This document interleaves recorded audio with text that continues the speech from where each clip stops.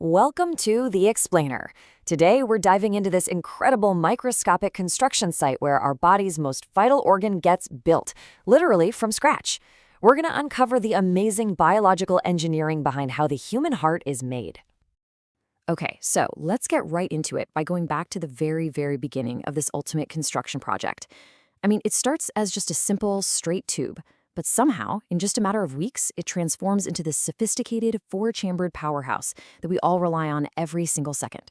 So how on earth does that happen? Well, the timeline for this, it's mind-blowing.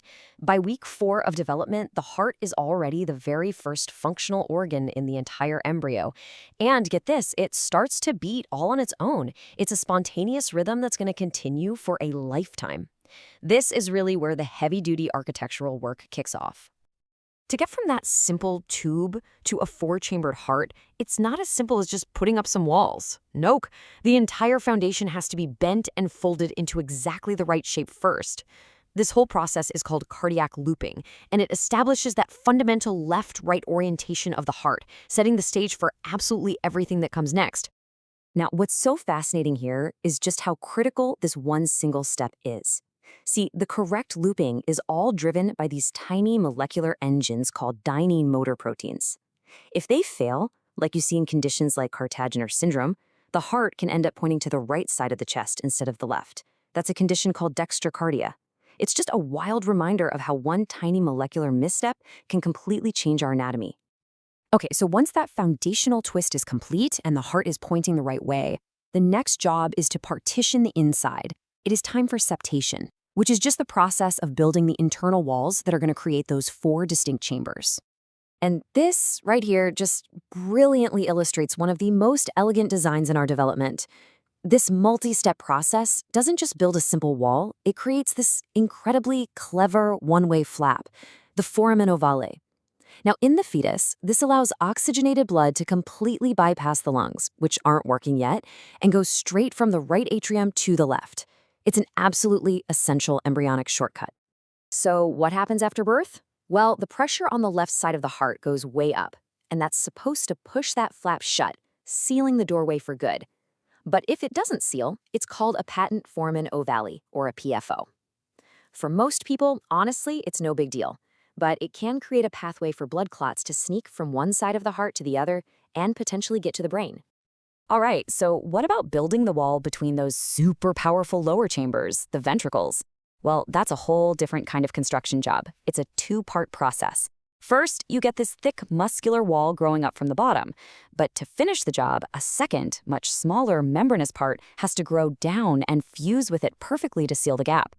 And here's the crucial point. That final fusion site, that little membranous part of the wall, that's the most vulnerable spot in the entire process. So when a hole in the heart happens between the ventricles, what we call a ventricular septal defect, or VSD, this is usually the spot, and it happens to be the most common congenital heart defect there is. Okay, let's move on to the plumbing. The developing heart starts with this single, huge artery leaving it, called the truncus arteriosus. This one big pipe needs to be expertly split into 2 separate vessels, one to take blood to the lungs and the other to take it to the rest of the body. And the heroes of this incredibly critical mission are a remarkable group of cells called, you guessed it, neural crest cells. These cells are master migrators. They literally travel from the developing nervous system all the way into the heart's main outflow tract to perform this one vital task. And the precision here is just brilliant.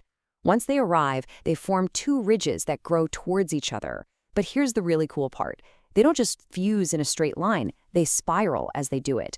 This elegant twisting fusion is what creates the aortic pulmonary septum, which perfectly separates the outflow into the aorta and the pulmonary artery, making sure they're in exactly the right spot. So you can probably guess what happens if these neural crest cells don't complete their migration.